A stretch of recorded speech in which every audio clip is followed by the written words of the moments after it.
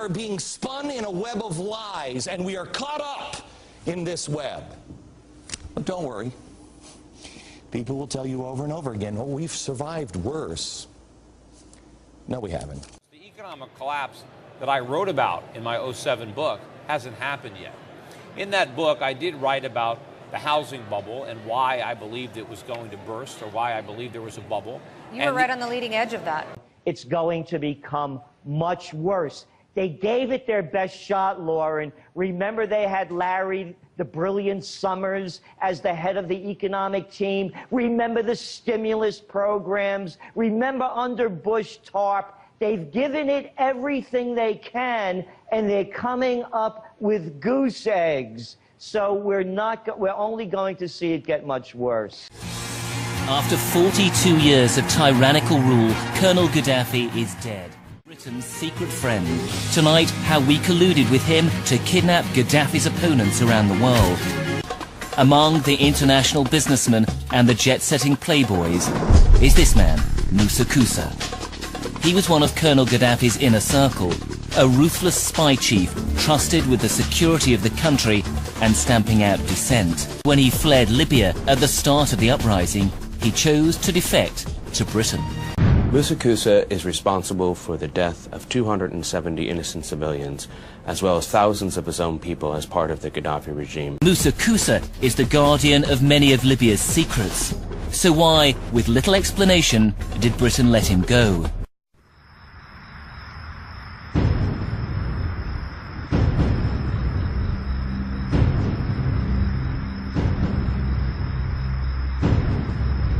Last week, the head of the country's central bank floated the idea of dumping the greenback as the world's reserve currency, replacing it with an international currency. Thousands of people gathered to hear Barack Obama deliver key foreign policy speech on his current European tour. His vision for America's place in a new world order. After Tripoli fell, his old offices were abandoned and torched, but some documents survived. They exposed Libya's secret relationship with the UK in a series of letters between Moussa Koussa and MI6. These documents are absolutely extraordinary. They show the real detail of the secret relationship between Britain and America and Gaddafi's police state. And what really is amazing is the tone of them, the friendliness. They're cosy and smug at some stages. And tonight, we can show that Britain's friend Moussa Koussa was attached to the bloodiest massacre of Gaddafi's regime. When we searched former intelligence offices bombed out by NATO, we managed to salvage some of the regime's surveillance tapes.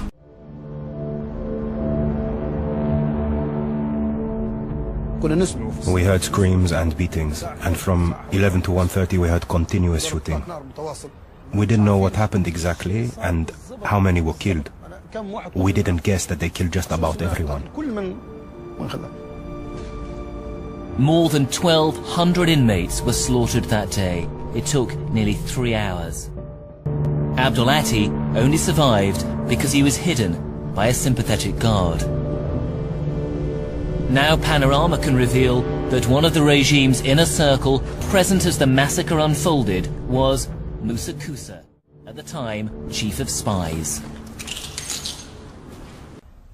The man the UK made deals with over rendition, and who gave assurances there'd be no torture, had actually tortured people himself. He crossed the border into Tunisia, and then on to a country he trusted, with whom he'd done grubby business before, the UK. He arrived by private jet at Farnborough Air Base and was then whisked off to a safe house. He was protected by special branch officers and agreed to be interviewed briefly by Lockerbie investigators. His assets in the West were unfrozen. Now he could tap into his significant wealth. According to some, it's about protecting civilians. We must not tolerate this regime using military force against its own people. But some are convinced intervention in Libya is all about currency, specifically Gaddafi's plan to introduce the gold dinar, a single African currency made from gold, a true sharing of the wealth. It's one of these things that you have to plan almost in secret, because as soon as you say you're going to change over from the dollar to something else, you're going to be targeted. There were two conferences on this, one in '96 and another one in the year 2000, called the World Mataba Conference, organized by Gaddafi. And everybody was interested, and I think most countries in Africa were keen. Gaddafi didn't give up. In the months leading up to the military intervention, he called on African and Muslim nations to join together to create this new currency that would rival the dollar and euro. They would sell oil and other resources around the world only for gold dinars. It's an idea that would shift the economic balance of the world. Countries' wealth would depend on how much gold they have, not how many dollars they trade. And Libya has 144 tons of gold. The UK has double that, but 10 times the population. It's happened before. In 2000, Saddam Hussein announced Iraqi oil would be traded in euros, not dollars. Sanctions and an invasion followed. Some say because the Americans were desperate to prevent OPEC from transferring oil trading in all its member countries to the euro. Terrorism through proxies, either Syrians living in Syria or foreigner fighters coming from abroad. So it's a new style of war. This is first. So you have to adapt with this new style. It takes time. It's not easy. Okay. And to say this is easy as a normal or let's say traditional or regular war, no. It's much more difficult. Second, the support that they've been had, that's been offered to those terrorists in every aspect, armaments, money, political, is unprecedented. So you have to expect that it's going to be tough war and difficult war. You don't expect a small country like Syria to defeat all those countries that have been fighting us through proxies just in days or weeks. Changing laws in favor of the banks, and he's not doing anything to stop the banks. He's helping the banks continue to do what they were doing under Bush. So in fact, he's just a continuation of Bush on the subject of markets and finance, which is the most important part of his policy right now. People who voted for Obama wanted real change, and are getting platitudes, are getting a lot of nice talk, but nothing in the way of concrete change is taking place. In this town, business as usual. Returning vets could be a risk to our nation. We've got to give them a stake in creating the kind of world order that I think all of us would like to see. And one of the ways it will drive the change is through global governance. I think the new world order is emerging. This is a hoax and a scam which is designed to transfer wealth and power from the private sector to the government sector, and from the government of the United States to a world government. And those people who have been yelling, oh, the UN's going to take over global conspiracy theorists. They've been crazy, but now they're right. And who got the money? Hundreds and hundreds of banks. Any bank or that has access to the U.S. Federal Reserve's discount. Tell us who they are. No. You know, financial terrorism. They have the ability to tweak the knob. I am proposing that the Federal Reserve be granted new authority. The ultimate goal of the carbon tax and the cap and trade is to destroy production. This energy tax is the largest tax increase in American history.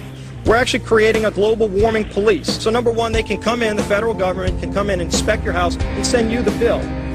We're setting up a global warming Gestapo. One of the things that if you talk to our generals, they are desperate for is a civilian counterpart to our military forces. President Obama today proposed something new, something called prolonged detention. Pre-crime is where people are arrested and incarcerated to prevent crimes that they have not yet committed. You know, a very sharp guy, very smooth, knows exactly what he's doing. For that reason, far more dangerous than Bush.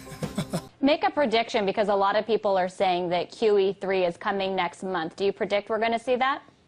You know, I don't know if they're going to call it QE3 or some other kind of scheme, but they have to do something to keep pumping money into the system. Look, Lauren, we found out because of the reporting that went on. We just found out 2 years ago that the Federal Reserve was pumping, what, $1.2 trillion into the banks around the world that we didn't know about. They're going to do something, and that's why gold prices are going up. Well, look, we know that that Washington is talking about more austerity measures, the same kind of austerity measures that are racking through Europe as well. What does that mean?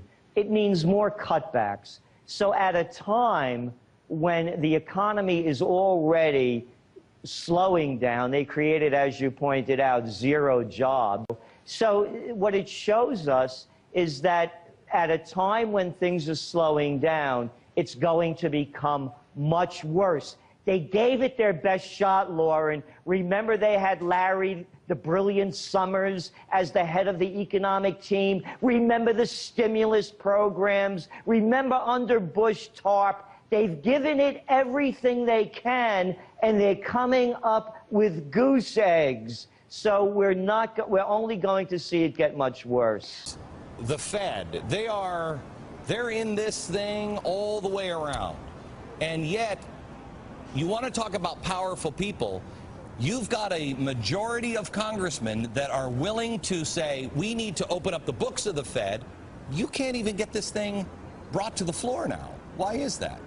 They're not going to give up. They're going to move all these shenanigans over to the IMF. They're going to have a world organization. So the powerful elite then will have a world currency. That's what they're being planning for right now. So we as a people really have to wake up. My effort is exposing the Fed, opening up the books. The American people want it, and we have both Republicans and Democrats demanding it. But you made the right point. How are we going to get the leadership to do what the American people are demanding? How much time do we have, Ron? Which means the next shoe is the crisis in the dollar, the value of the dollar, not just the financial system. Okay. We will see high inflation rates soon. Okay. Congressman Ron Paul, thank you very much, sir.